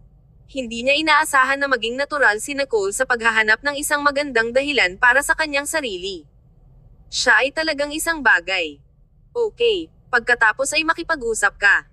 Tumawag sa akin kung may kailangan ka. Sinabi ni Logan at napakamatino na umatras. Tumanggo si Clayton. Pagkatapos ay sumulong siya ng pasulong si Logan habang isinara ni Logan ang pintuan sa likuran niya. Bumantong hininga si Clayton. Ang kanyang banayad na titig ay napuno ng isang lamang tulad ng ilaw ng buwan. Binuksan niya ng bahagya ang kanyang mga braso. Hindi na mapigilan ni Nicole at binitawan niya sa sandaling siya ay tumuloy. Ang kanyang mainit at nakakapreskong amoy ay nagpapagaan sa kanya. Niyakap niya siya ng mahigpit. Ilang araw na lang nang hindi siya nakikita, ngunit na-miss na niya ito ng sobra. Tinanong ni Nicole ang kanyang sarili ng maraming beses kung siya ay magpipigil pa rin at makatuwiran habang siya ay sa simula ng kanilang relasyon. Halatang hindi siya. Sa una, nais ni Nicole na umatras si Clayton sa kanyang sarili kapag nahihirapan ang mga bagay at nais na isuko siya ni Eric. Gayunpaman, kalaunan, siya ang bumagsak ng mas malalim sa pag-ibig kay Clayton. Makalipas ang ilang sandali, malumanay na hinaplos ni Clayton ang kanyang buhok. Naririnig ni Nicole ang kanyang malalim na pagtawa mula sa kanyang dibdib. Tapos ka na ba sa pagyakap? Ang katawan ni Nicole ay nanigas at agad na pinakawalan siya.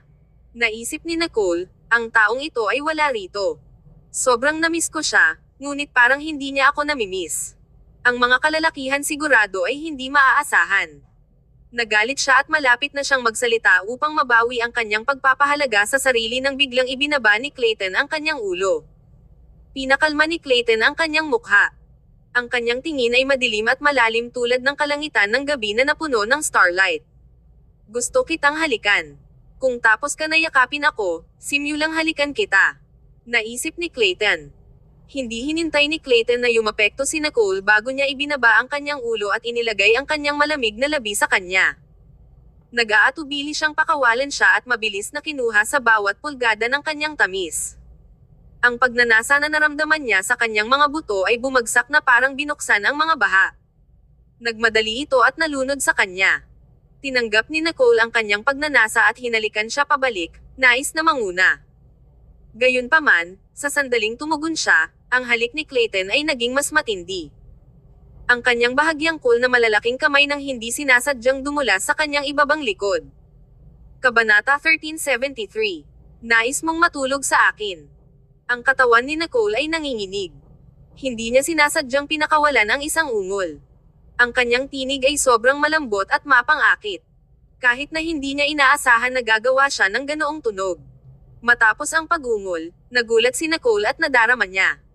Hindi napansin ng lalaki ang kanyang abnormality, ngunit ang tunog na iyon ay gumawa ng kanyang pagsulong ng dugo. Handa siyang ibigay ang kanyang buhay sa kanya. Tumindi ang kanyang pagsulong. Dahil ang kanyang kamay ay hindi tinanggihan, si Clayton ay naging sakam at nais na hawakan ang higit sa kanya. Ang pagpindot sa bawat pulgada ng kanyang balat ay gumawa ng kanyang puso. Siya ay ganap na nakalalasing habang hinahaplos siya. Alam ni Clayton na ang katawan ni Nicole ay may nakamamatay na pang-akit. Ang palad ng lalaki sa lalong madaling panahon ay naging mainit. Alam ni Nicole na kung hindi niya tinanggihan ang kanyang pagsulong sa oras na ito, mawawala ito sa kontrol. Gayunpaman, hindi makaya ni Nicole na bigyan si Clayton. Sa pag-aatubili, ang langit ay lumibot, at si Nicole ay dinala upang humiga sa malambot na sofa. Ang mga mata ni Clayton ay dugo at madilim, na may isang malakas na repressed na pagnanasa. Ang paraan ng pagtingin sa kanya ay tulad ng gusto niya lamang na kumagat sa kanya. Ito ang unang pagkakataon na nakita ni Nicole si Clayton na ganito. Nagpanik ang kanyang puso, kaya't ito ay racing. Naging kinakabahan siya. First ni Nicole ang labi. Clayton.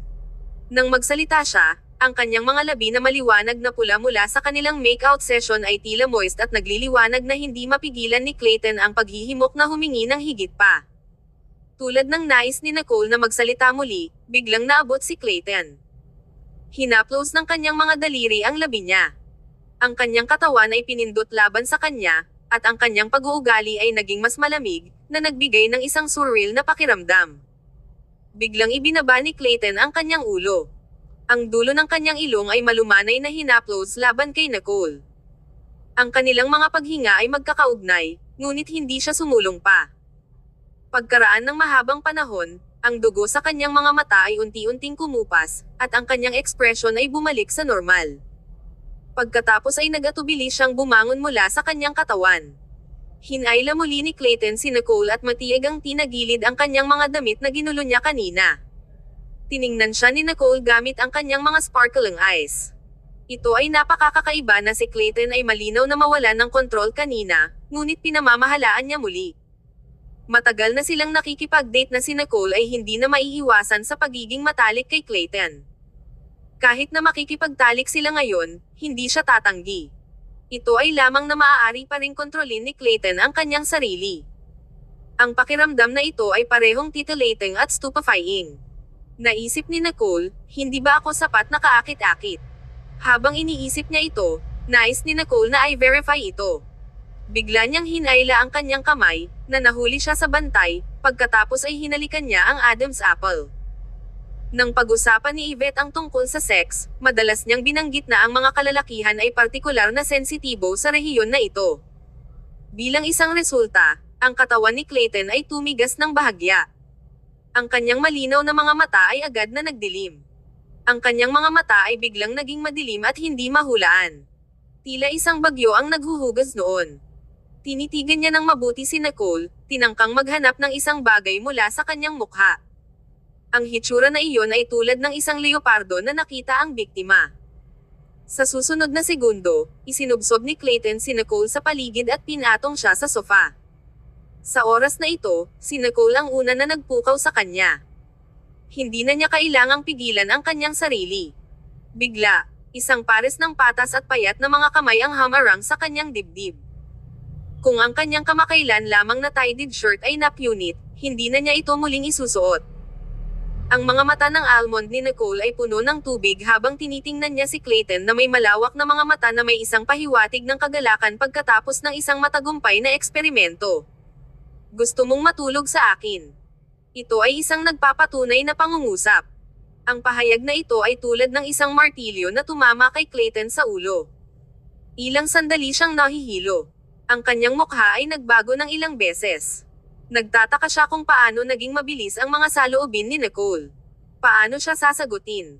Sa loob lamang ng ilang segundo, 1,000 mga saloobin ang sumakay sa kanyang isipan. Kabanata 1374. Ang kanyang panlasa sa mga kalalakihan. Inisip ni Nicole na ang Maginoong Clayton, na palaging kontento na may kaunting lasa, ay isang lalaki na hindi nabighani ng mga kababaihan. Dahil nagsimula silang makipag-date, si Clayton ay wala nang nagawa kaysa sa paghalik at yakapin siya. Nagkaroon sila ng isang platonic love. Masarap ang pakiramdam na hindi magkaroon ng sexual na relasyon. Hindi nila kailangang sukatin ang mga interes, at hindi rin ito haantong sa isang serye ng mga hindi maibabalik na sitwasyon. Pagkatapos ng lahat, ang kanilang mga pagkakakilanlan ay espesyal. Ang bawat move na ginawa nila ay makakaapekto sa malaking kapital sa likuran nila. Kaya, alinman sa kanila ay madaling lumabas. Biglang napagtanto ni Nicole na si Clayton, na mukhang perpektong Ginoo, ay hindi naiiba sa ibang mga kalalakihan sa sandaling nawalan siya ng kontrol. Kumurap siya at hinintay ang sagot niya. Bumagsak ang madilim na mata ni Clayton. Tumingin siya kay Nicole ng mahabang panahon bago siya nagsalita ng lantaran sa isang mabagsik na tinig. Oo, ginagawa ko. Gusto talaga ni Clayton, ngunit alam din niya na si Nicole ay hindi lamang babae. Ang bawat galaw na ginawa niya ay nakatali sa buong pamilyang Stanton na sumuporta sa kanya. Bago tiyak ang kanyang mga prospect, kailangang maging responsable sa kanya si Clayton. Hindi isang solong bagay ang maaaring magkamali. Mas mahalaga, ayaw ni Clayton na ilagay si Nicole sa limelight ng opinyon ng publiko. Kapag ang kanilang relasyon ay tunay na inihayag sa publiko, ang mga tao ay nakasalalay upang ihambing si Clayton kay Eric. Hindi ito naisip ni Clayton. Ang pinangalagaan ni Clayton ay hindi siya sapat na mabuti para kay Nicole, na ang kanyang panlasa sa mga kalalakihan ay pinapuna. Hindi ito maaaring tiisin ni Clayton. Matapos ang isang mahabang katahimikan, dahan-daang huminga si Nicole at tumingin sa kanya. Ang dalawa sa kanila ay nakatitig sa bawat isa sa mahabang panahon. Ang mga ilaw sa opisina ay naiilawan, at tila sila lamang ang naiwan sa buong gusali. Ibinaba ni Nicole ang kanyang mga mata at pinag-isipan sandali. Tulad ng malapit na niyang buksan ang kanyang bibig upang masira ang katahimikan, biglang tumunog ang telepono. Ito ang telepono ni Nicole na nasa desk. Ang dalawang tao sa wakas ay lumipat sa kanilang mahigpit na postura. Tumayo si Clayton mula sa kanyang katawan at hindi lumipat. Ang ilaw ay lumiwanag sa kanyang mainit na mukha, na ginawa ang kanyang mga gwapong tampok na mukhang mas sculpted at malalim. Hindi alam ni Nicole kung ito ay isang ilusyon, ngunit naramdaman niya sa oras na ito matapos bumalik si Clayton, nagkaroon siya ng isang pahiwatig ng lamig. Gayunpaman, ang hitsura na ito ay nawala sa isang flash.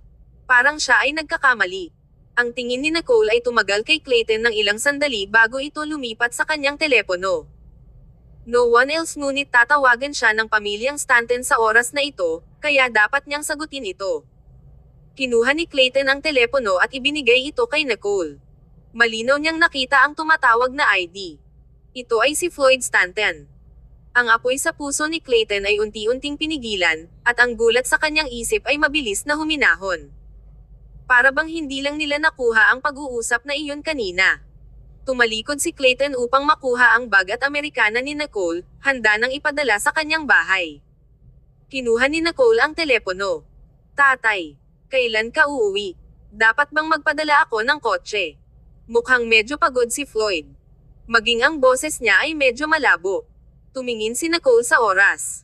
Sobrang huli na ngayon, kaya babalik lang ako sa aking apartment at matulog. Dapat kayong magpahinga ng maaga. Ang kanyang tono ay napaka-natural tulad ng walang pagbabago sa damdamin.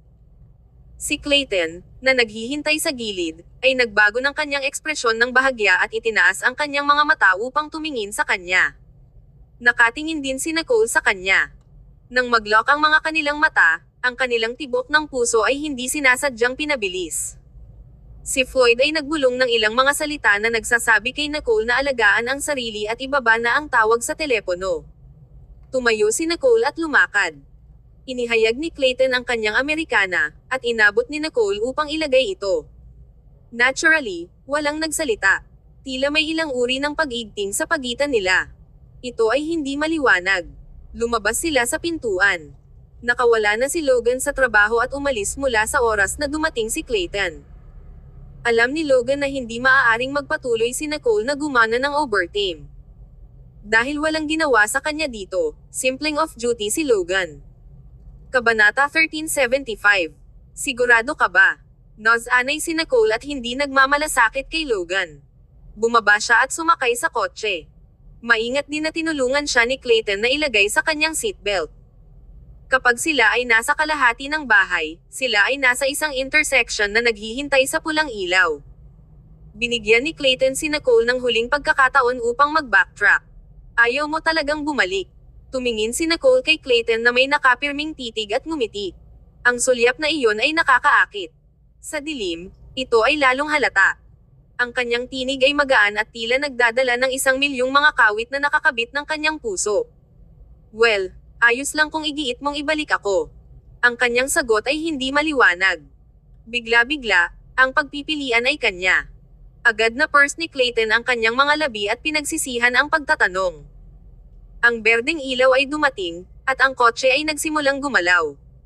Si Clayton ay tumalikod sa kaliwa. Malamig at matigas ang boses niya.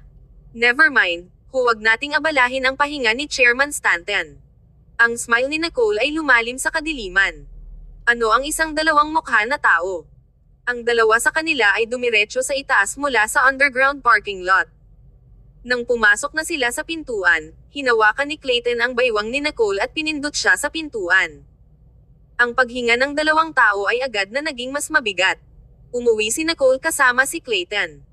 Alam nilang pareho kung ano ang ibig sabihin nito nang walang malinaw na sinasabi ito. Ang komplikadong emosyon na nadama ni Clayton ay labis na pinigilan dahil halos nawalan siya ng kontrol. Tumingin si Clayton kay Nicole kasama ang kanyang madilim at malalim na mga mata na mukhang walang humpay na karagatan sa madilim na gabi na maaaring lunukan ang lahat. Natatakot siyang takutin siya, kaya't siya ay maingat, at ang kanyang paggalaw ay napakagaan. Ang dulo ng kanyang ilong ay brushed laban sa kanyang mukha, at ang kanyang paghinga ay lubos na malapit. Maaaring amoy ni Clayton ang ilaw na samyo ng kanyang katawan. Sa sandaling ito, kahit na ang halimuyak na ito ay pumatay sa kanya. Ang boses niya ay hoarse habang bumubulong sa kanyang tainga. Baby, babe. Ito ay tulad ng isang magic voice. Nakaramdam si Nicole ng isang nakakagulat na pakiramdam kung saan napunta ang kanyang mga kamay. Para bang hindi na niya alam ang sarili. Gayunpaman, si Clayton ay kalmado at self-possessed. Kapag hindi na niya mapigilan, tinanong niya siya sa isang malalim at mabagsik na tinig. Sigurado ka ba? Binigyan niya siya ng pagkakataong tumalikod. Bit ni Nicole ang labi, ibinalot ang kanyang mga braso sa kanyang leeg, at hinalikan ang kanyang Adam's apple. Kinuha niya ang inisyatibo. Ang katawan ni Clayton ay tumigas. Ang kanyang titig ay became kahit na mas madidilim at mas malalim. Ayaw niyang lumampas, kaya kinuha niya ito at tumungo sa silid tulugan. Ang mga ilaw ay naka-off, ngunit ang kanilang magkakaugnay na paghinga ay maaaring marinig. Sa kadiliman, ang mga tunog ay tila pinalaki ng maraming mga fold at malinaw na ginawa itong pamumula. Ang kanilang mga damit ay natakpan sa buong sahig, at walang nag-abala. Inaasahan na hindi ito magiging isang tahimik na gabi. Sa una, nais ni Nicole na gumawa ng inisyatibo dahil si Clayton ay palaging napigilan at inilipat ng gaanong parang kinikiliti siya, na iniwan siyang nakabitin, ito ay nakakagulo. Gayunpaman, ganap na nawalan ng kontrol si Nicole sa sitwasyon. Si Clayton ay tulad ng ibang tao. Hindi na siya maingat o pinigilan at hinagis siya sa kama. Mukhang gusto niyang lunukan ang buo niya. Sa pagtatapos nito, wala nang lakas si Nicole upang labanan. Maging ang boses niya ay pipi. Hindi niya alam kung nakatulog siya. Nang magising ulit si Nicole, malapit na ito sa tanghali. Bagaman ang makapal na mga kurtina ay iginuhit upang hadlangan ang ilaw mula sa labas, ang malabong paggalaw sa labas ay nakabukas pa rin sa kanyang mga mata ng hindi komportable. Ang kanyang katawan ay nasasaktan tulad ng kamatayan. Biglang naalala ni Nicole ang nangyari kagabi. Ang kanyang katawan ay biglang nanigas. Bumalik si Clayton, at gumawa sila ng isang bagay na napaka-intimate. Malinaw na hindi uminom si Nicole kagabi, ngunit nakaramdam siya ng pagkalasing. Pakiramdam niya ay dapat na siya ay lasing. Bakit pa siya malito? Ang kakulangan sa ginhawa sa kanyang katawan ay nagpapaalala sa kanya ng lahat ng nangyari kagabi, kaya't hindi siya nang ahas na hindi buksan ang kanyang mga mata. Gayunpaman, hindi ito isang malaking pakikitungo. Matapos ihanda ang pag-iisip sa kanyang sarili, binuksan ni Nicole ang kanyang mga mata, ngunit wala siyang kasama. Walang laman ang kama. Bahagyang bumagsak ang puso ni Nicole. Natulog lang siya sa akin at iniwan na ako. Ang isang haltak. Kabanata 1376. Hindi ka ba pagod? Sinakop ni Nicole ang kanyang namamagang katawan at inilaan na hugasan. Bigla, nalaman niya na ang kanyang katawan ay malinis at sariwa na parang nalinis ito. Nakasuot din siya ng dati niyang paboritong pajama. Nagpapatuloy ito nang hindi sinasabi kung sino ang gumawa nito. May isang maliit na tunog ng rustling na nagmula sa kusina. Bagaman sinasadya ni Clayton ang kanyang mga paggalaw, mayroon pa ring hindi maiiwasang tunog ng mga bagay na nag-crash. Marahil ay nagising si Nicole dahil sa mga tunog na ito. Sa pagtingin sa abalang tao sa kusina, tumayo roon si Nicole at hinangaan siya sandali. So hindi pala siya umalis. Naisip ni Nicole. Ang ilaw ay pumasok sa bintana at gaanong nakapaloob sa kanyang katawan. Ang kanyang malinaw at gwapong profile sa gilid ay may isang glow na gumawa ng kanyang mga katanji tanging tampok na mas kilala. Napakatangkad niya at gwapo. Ang mga gumaan na paggalaw at ang halimuyak ng mga pancake na ginawa niya ay tila paalalahanan sa kanya na si Clayton ay isang bahagi ng kanyang buhay. Si Nicole ay hindi kailanman nang ahas na mangarap tungkol sa ganitong uri ng umaga na walang trabaho, abalang schedule, kalungkutan, o pagkabigo. Ibinigay ito ni Clayton sa kanya. Masarap ang pakiramdam nito. Maaari akong magpatuloy tulad nito magpakailanman. Naisip ni Nicole. Hindi niya sinasadyang nais na gumastos ng mas maraming oras kay Clayton. Ang kaisipang ito ay nagulat sa kanya.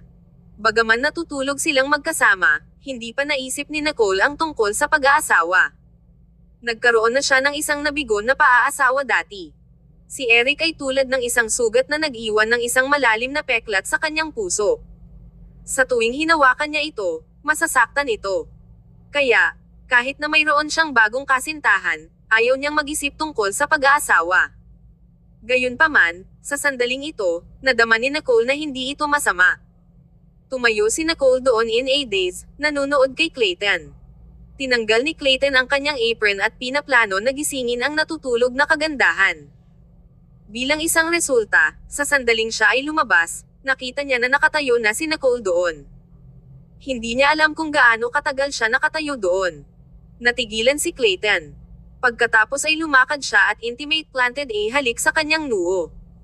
Magandang umaga. Kailan ka nagising? Hindi siya tinanggihan ni Nicole. Pagkatapos ng lahat, nagawa nila ang higit pang mga matalik na bagay kagabi, kaya wala ito. Inabot niya at ibinalot ang kanyang mga braso sa kanyang baywang. Ang kanyang baywang ay sobrang payat at kalamnan. Naamoy ni Nicole ang kanyang amoy at huminahon bago siya nagsalita sa isang mabagsik na tinig. Ginaisang mo ako. Nakaramdam ng pagod si Nicole kahit na nakatayo lang siya. Kagabi, naghagis sila sa kama hanggang sa almost madaling araw bago sila tumigil. Gayunpaman, nakatayo pa rin siya dito na mukhang nakakapreskong. Hindi siya tumingin ng kaunting pagod. Kumusta naman siya? Mahirap para sa kanya na buksan ang kanyang mga mata. Naisip lamang niya ang pagbabalik sa Dreamland. Ito ay hindi patas. Hinaplos ni Clayton ang kanyang ulo. Ang lamang sa kanyang mga mata ay umaapaw, at ang kanyang tinig ay magaan. Okay, my bad. Kumain muna tayo ng isang bagay, pagkatapos ay makapagpahinga ka, okay. Maaari ba niyang sabihin hindi? Kinuha na siya ni Clayton at inilagay siya sa isang upuan sa tabi ng hapagkainan. Mayroong ilang mga maliliit na pinggan sa mesa, pati na rin ang napaka-nakakaakit na pancake. Umupo si Clayton sa tabi niya.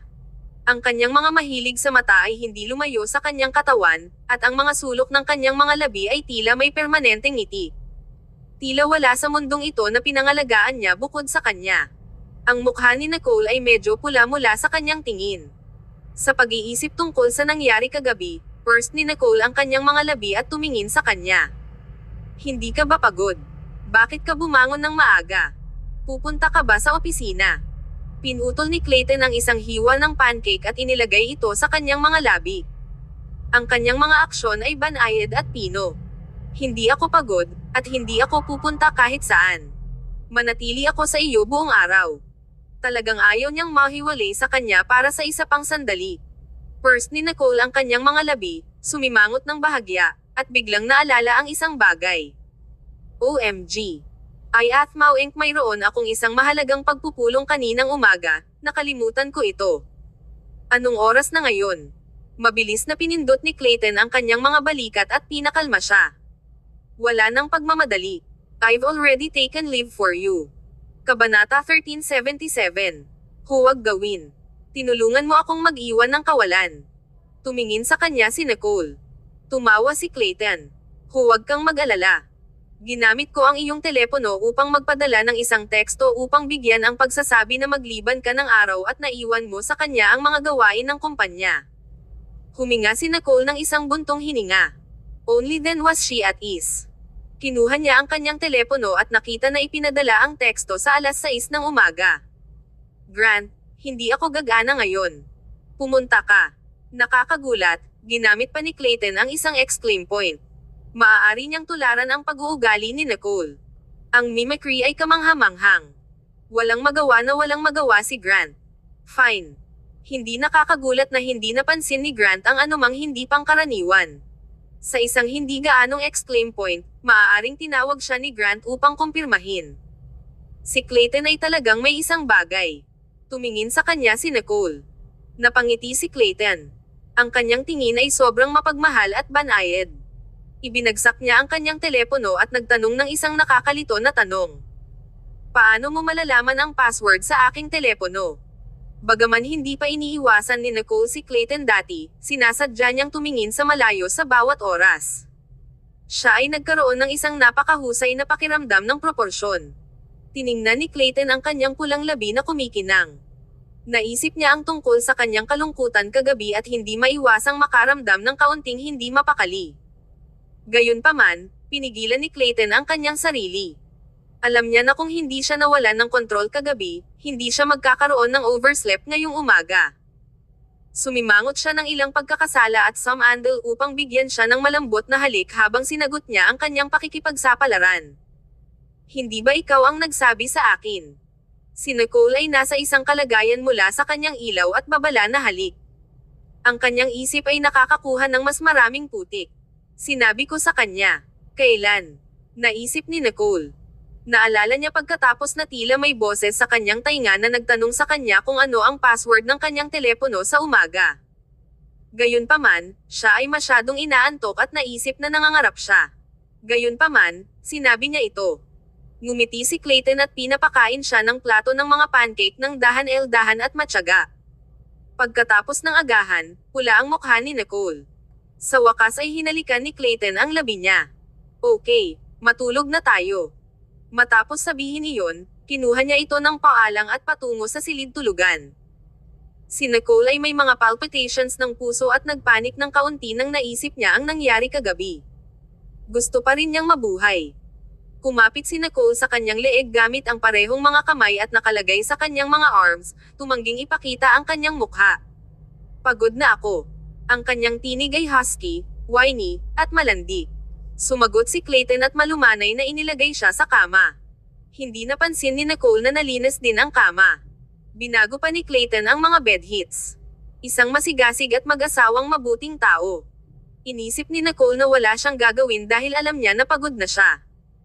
Gayunpaman, bago niya maipikit ang kanyang mga mata, nakita niya ang lalaki na nakatayo sa tabi ng kama, na nagsisimula ng haburin. Nanlaki ang mga mata ni Nicole. Si Clayton ay nagsuot ng pajama top na may parehong pattern tulad ng kanya, itinaas ang quilt, at nahiga sa tabi niya. Inilagay niya ang isang braso sa kanyang baywang, ngunit bago pa man hawakan siya ng iba pang kamay, marahas na itinulak siya ni Nicole. Pagod na talaga ako. Sol-emang nagsalita si Nicole. Hindi ito biro. Kung hindi nagpakita si Nicole upang gumana bukas, tiyak na darating ang pamilyang Stanton upang suriin siya. Gaano katagal magtatagal ang isang text message? Ilang sandali si Clayton. Bigla siyang tumawa. Ang kanyang mukha ay gwapo na may malalim na tampok. Nakakatawa ang boses niya. Alam ko. Pagod din ako. Wala akong gagawin. Gusto ko lang makasama sa iyo sandali, okay? Alam niya na hindi niya naiintindihan ang kanyang hangarin. Natigilan si Nicole at agad na namula. Pagkatapos ay tumalikod siya sa kanya at ayaw na harapin siya. Nag-choke si Clayton at lumapit sa kanya. Binalot niya ang kanyang mga braso sa kanyang baywang mula sa likuran at hindi pa sumulong. Talagang hihiga lang siya sa tabi niya at matulog. Lalo na malinaw ang ulo ni Nicole ngayon, hindi katulad ng kagabi nang mabaliw sila sa pag-ibig. Ang katawan ng lalaki ay may parehong amoy ng kanyang paghuhugas ng katawan, tulad ng ginawa niya. Ang amoy ay napaka-espesyal, ngunit sa kanya, ito ay partikular na espesyal. Ang orihinal na matutulog na si Nicole ay biglang hindi makatulog. Kabanata 1378. Magiging maayos ako pagkatapos matulog. Ang tao sa likuran ni Nicole ay hindi gumalaw at inilagay ang kanyang kamay sa baywang ni Nicole. Mainit ang kanyang palad, na naging hindi komportable sa kanya. Lumipat si Nicole, ngunit nagising kaagad si Clayton. Hindi ka komportable. Ang kanyang tinig ay mababa at malabo. Sagot ni Nicole at hindi gaanong sinabi.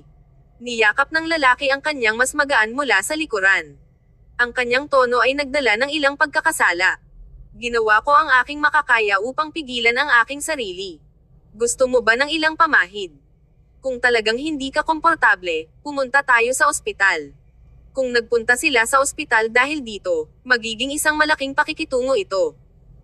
Hindi sa banggitin ang pamilyang Stanton, kung ang ibang tao ay kumakalat ng balita tungkol dito, malalaman ng buong mundo.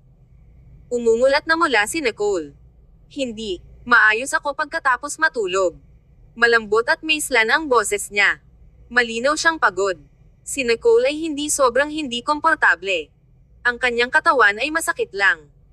Gayunpaman, hindi niya nais na sabihin iyon, baka naisip niya na ang kanyang pangangatawan ay mas mahusay kaysa sa naisip niya, kung gayon ay wala siyang awa sa kanya sa hinaharap. Tinapik ni Clayton ang kanyang tiyan na para bang nilalayon niyang talakayin siya na makatulog ng ganito. Okay, matulog ka. Hindi kita guguluhin. First ni Nicole ang labi. Para bang makatulog ako ngayon. Makalipas ang ilang segundo. Hindi niya maiwasang tanungin, hindi ka ba inaantok? Ipinadala mo ang teksto sa aking kapatid ng alas 6 ng umaga, kaya bumangon ka ba noon? Ang hininga ni Clayton ay swept sa kanyang mukha. Ang kanyang tinig ay malalim, malabo, kaaya-aya, at kaakit-akit. Hindi ako natulog. Hindi ako makatulog dahil natatakot ako na lahat ito ay isang panaginip. Natakot ako na mawawala ka sa sandaling magising ako. Natatakot siya na ito ay isang panaginip, kaya hindi siya naglakas loob na ipikit ang kanyang mga mata. Napanood ni Clayton habang ang kalangitan ay lalong dumidilim at pinapanood habang dawn broke. Hinintay niyang lumiwanag. Natulog si Nicole sa tabi niya. Ang kanyang paghinga ay mababaw, at nadama ito. Si Clayton ay hindi man lang naglakas loob na kumurap ng kanyang mga mata. Tumigil si Nicole, lumingon, niyakap ang kanyang baywang at inilibing ang kanyang ulo sa kanyang dibdib. Ang kanyang mga kamay ay mahigpit na mahigpit. Ilang araw na lang mula nang makita natin ang isa't isa, ngunit namiss kita. Ibinaba ni Nicole ang kanyang boses. Ito ay sobrang init at malambot. Nag-shock si Clayton. Ma'am, alam ko. Bagaman hindi nila sinabi na napalampas nila ang isa't isa sa telepono, naramdaman ito ni Clayton. Nagbabago si Nicole at lalong umaasa sa kanya sa araw. Matapos niyang sabihin iyon, ibinaba niya ang kanyang ulo at hinalikan ang kanyang tainga. Mababa ang boses niya. Matulog ka na, baby. Magical ang boses niya. Matapos marinig ang mga salitang ito, biglang nadama ni Nicole na pinigilan ang pagtulog na nagmamadali. Sa sandaling ipinikit niya ang kanyang mga mata, she fell into deep sleep. Natulog si Nicole hanggang hapon. Ang telepono ay nag-buzz ng non-stop sa tabi niya na parang hindi ito titigil hanggang sa kunin niya ito. Natatakot si Clayton na magkakaroon ng kagiat na mga bagay para kay Nicole, kaya hindi siya nag-mute o patayin ang kanyang telepono. Alam nilang pareho na kung ang ilang mga bagay ay hindi hawakan sa oras, ang mga kahihinatnan ay magiging seryoso. Ipinikit ni Nicole ang kanyang mga mata at fumbled sa kanyang telepono. Narinig ng lalaki sa labas ang tunog at nagmamadali. Nicole got ang kanyang telepono. Kinuha niya ang tawag ng hindi man lang nakatingin sa tumatawag na ID. Kumusta? Sino ito? It's me, Gerard. Tinawagan ko lang ang iyong tanggapan, ngunit sinabi ng iyong katulong na nagliban ka ng araw at hindi ka dapat makipag-ugnay kung hindi ito kagyat. Ngunit hindi ko malaman kung ito ay isang kagyat na bagay para sa iyo, kaya kinuha ko ang kalayaan na tumawag at hilingin muna sa iyo. Maginhawa ba para sa atin na makipag-usap ngayon, Miss Stanton? Ang tinig ni Gerard ay malinaw at kaaya-aya sa kasiyahan. Dapat ay magkaroon siya ng ilang mabuting balita. Nagising si Nicole ng kaunti at tumingin sa kanyang telepono. Ito talaga si Gerard Lickman. Umupo siya. Ang kanyang tinig ay mas matatag, at ang kanyang saloobin ay solemna. Ginoong Lickman, mangyaring magpatuloy. Tumawa si Gerard. Ang proyekto ng walang driver ay nakakuha ng lisensya sa Europa. Kami ang una sa mundo na kumuha ng pass na ito. Miss Stanton, ang aming mga pagsisikap ay napatunayan ng buong mundo. Kabanata 1379. May isang tao sa bahay. Nadama ni Nicole ang kanyang pandama sa isang flash. Talaga. Inisip ni Nicole na aabutin ng maraming taon upang makuha ang lisensya na ito. Pagkatapos ng lahat, ang pagtanggap ng mga tao sa mga bagong bagay ay hindi kasing simple at mapagparaya sa sinasabi nila. Napakaraming mga kadahilanan na dapat isaalang-alang. Ang mga pampulitikang link at pamantayan sa teknolohiya ay lahat ay naglilimite sa mga kondisyon. Hindi inaasahan ni Nicole na makuha ito ng mabilis. Kapag naaprubahan ito sa merkado ng Europa, ito ang unang hakbang para sa mga walang driver na kotse. Ang lahat ng iba pang mga hadlang ay maaaring tumabi. Kapag ang mundo ay ginamit sa mga walang driver na kotse, ang kanilang susunod na hakbang ay nasa medyanya. Iyon ay dapat na maging pangkalahatang layout ng proyekto. Ngayon, nagsimula na ang unang hakbang. Si Nicole ay sabik na walang sapin sa paa na baguhin ang kanyang mga damit upang makapunta siya sa opisina upang makita ang mga unang materyales.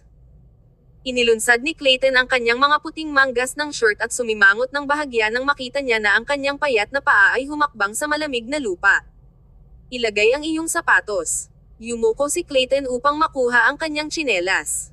Hindi pa rin naghang si Nicole, kaya narinig ni Gerard ang mga salita ng malinaw. Ilang sandali si Gerard at hindi sinasadyang tumangala. Inilabas niya ang tanong. Nasa bahay ka. Mayroon kang isang tao sa bahay. Pagkatapos ng pag-askang, nais lang ni Gerard na kumagat ang kanyang dila. Sino siya at ano ang karapatan ni Gerard na magtanong sa tanong na ito? Si Eric, na nakaupo sa tapat ni Gerard ay tahimik na may napakadilim na mukha dahil sa tanong ni Gerard. Sa isang sandali ng katahimikan sa kabilang panig ng telepono, nais ni Nicole na scold si Gerard sa pagiging nosy. Naisip niya, anong psycho? Kami ba ay pamilyar na upang mag-usisa sa mga pribadong buhay ng bawat isa? Sobrang iniisip ni Gerard sa kanyang sarili. Dahil sinabi sa kanya ni Gerard ang gayong explosive na magandang balita, mabait na pinatawad siya ni Nicole. Oo, narito ang kasintahan ko. Gusto mo ba siyang tumungo at tignan? Pagkatapos ng lahat, si Clayton ang pangunahing mamumuhunan sa proyektong ito. Si Gerard ay naibigay na walang pagsasalita at hindi sinasadya na tumingin kay Eric. Sinabi sa kanya ni Eric na gawin ang tawag na ito. Bilang isang resulta, si Nicole ay hindi lamang ang pupunta, ngunit nais din niyang dalhin ang kanyang kasintahan. Ang sitwasyon ay tila hindi kontrolado. Comandat si Nicole kay Clayton, na tumayo doon at umiling-iling. Nagkibit balikat siya at tinuro ang relo niya. Ipinahiwatig ni Clayton na mayroon siyang iba pang mga bagay na dapat gawin. Nagpout si Nicole at naisip, hindi ba niya sinabi na mananatili siya sa akin buong araw ngayon? Paano niya masisira ang kanyang pangako? Naglakad si Clayton at hinalikan ang kanyang noo upang maaliw siya. Hindi marinig ni Gerard ang mga mood swings sa telepono. Ngumiti siya at nagsalita. Oo naman, maaari siyang dumating anumang oras. Kung darating si Clayton, aalis si Eric. Hindi mahalaga kung sino ang darating at kung sino ang aalis. Pumunta si Nicole sa dressing room upang kumuha ng damit. Sinabi niya nang walang pasubali, kalimutan mo ito, mayroon siyang iba pang mga bagay na dapat gawin. Hintayin mo ako sa opisina.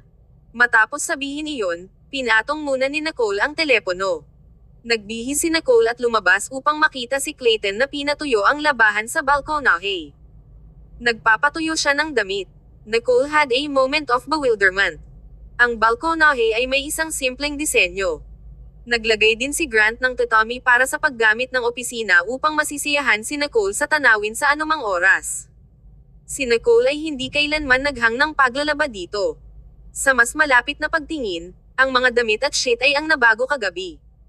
Nicole gasped. Naglakad si Clayton kasama ang kanyang mga manggas na gamulong, na inihayag ang kanyang mahusay na tinukoy na mga bisig. Ano ang tinitingnan mo? First ni Nicole ang kanyang mga labi at tumingin sa direksyon ng balkonahe. Naglalaba ka. Tumanggaw si Clayton. Nagtataka si Nicole. Ngunit sa palagay ko ay mayroon akong isang washing machine dito. Alam ni Grant ang kanyang pinakamahusay, kaya hindi niya inihanda ang mga gamit sa sambahayan na ito para sa kanya. Ang kanyang mga damit ay laundered ng isang cleaner na regular na dumating. Kabanata 1380. Palm na halik. Itinuro ni Clayton ang isang bagay na lumitaw doon. Gagawin mo. Inilipat ko ang isa pa. Mahinahon na sinabi ni Clayton at mukhang gusto niyang tumawa. Ang washing machine na ito ay narito para sa isang mahabang time, ngunit hindi rin ito napansin ni Nicole. O hindi niya alam kung ano ito. Nagulat si Nicole at gumawa ng ilang mga liko sa paligid ng washing machine. Siya ay talagang clueless. Naisip niya na ang bagay na ito ay palaging inilalagay dito. Tumawa si Clayton at hinayla ang kanyang mga manggas na pinagsama. Sige. Ang iyong kataas-taasan, maaari mong ihinto ang pagtingin ngayon. Kung patuloy mong tinitingnan ito, magiging madilim ang langit sa lalong madaling panahon. Kung gayon, huwag tayong lumabas at dumiretso dito. Tiningnan siya ni Clayton na may kasamang malalim na pagmamahal sa kanyang mga mata. Agad na naintindihan ni Nicole ang ibig niyang sabihin. Bahagya siyang namula at sinulyapan siya. Dumiretso sa ano? Huwag makipag-usap ng walang katuturan. Tiningnan siya ni Clayton na may ngiti at hindi nag-retort. Okay, dadalhin kita doon. Sinabi ni Clayton habang kinuha niya ang mga susi. Sinabi ni Nicole, wala ka bang ibang bagay na dapat gawin? Maaari akong mag-isa. Sumagot si Clayton, paano magiging mahalaga ang iba pang mga bagay? Kahit papaano, ayaw ni Clayton na manatiling hiwalay kay Nicole. Ang bawat dagdag na minuto kasama niya ay isang bonus. Ang dalawang tao ay lumabas sa pintuan ng isa-isa. Si Clayton ay talagang magpapadala sa kanya sa opisina. Bagaman sinabi ni Nicole na hindi niya kailangang ipadala sa kanya, naramdaman niyang napakatamis tulad ng kanyang puso na napapahiya sa pulot. Si Nicole ay isang taong mapang-unawa.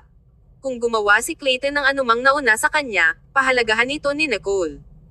Sa kotse, nababato si Nicole at sinabi kay Clayton kung ano ang sinabi ni Gerard kanina.